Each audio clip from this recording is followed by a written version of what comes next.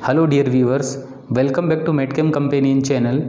Today in this session we will discuss why is amide linkage of beta-lactam ring is highly susceptible to nucleophilic attack. Why this amide linkage of this beta-lactam ring is highly susceptible to nucleophilic attack. First we need to understand this concept that amide are very less prone to nucleophilic attack because amide exist in resonance stabilized form. So what happened, normally amide is a planar molecule, that is the oxygen, carbon and nitrogen, they all are arranged in a planar geometry. That means they are all arranged in a plane, and in planar arrangement only in this planar arrangement there is effective delocalization of this lone pair of electron takes place, and thus this delocalization of lone pair amide causes this amide to exist in the two stable canonical forms like this. If this lone pair shift to this bond, then there is double bond between carbon and nitrogen. Nitrogen loses its lone pair of electron, so nitrogen acquire positive charge, and here this pi bond shifted to oxygen, so oxygen get negative charge.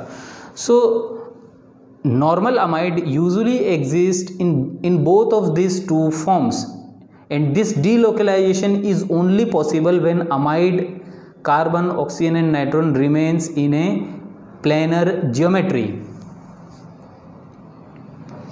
Now come to this structure. What happened here? Here the ring strain of beta-lactam, which is caused by orientation of this bicyclic system, affect this delocalization of nitrogen lone pair. This resonance stabilization is not easily takes place in this open book geometry. That's why results in a greater probability of existence of this carbonyl carbon in canonical form first. So this carbon here only exists in this canonical form first because this lone pair do not shift to this carbon nitrogen bond due to this bicyclic system orientation, and thus the electron deficient carbon, this electron deficient carbon is more susceptible to nucleophilic attack because it is highly electrophilic, and this nucleophilic attack leads to the disruption of this carbon and nitrogen bond and thus subsequently loss of antimicrobial activity. So in beta-lactam antibiotic, this carbon remains in its canonical form first structure, and thus this carbon becomes highly electrophilic, so nucleophilic attacks can easily take place and there is no delocalization of this lone pair of nitrogen.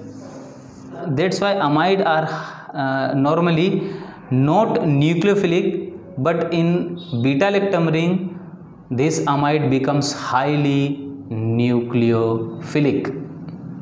I hope you understand the concept.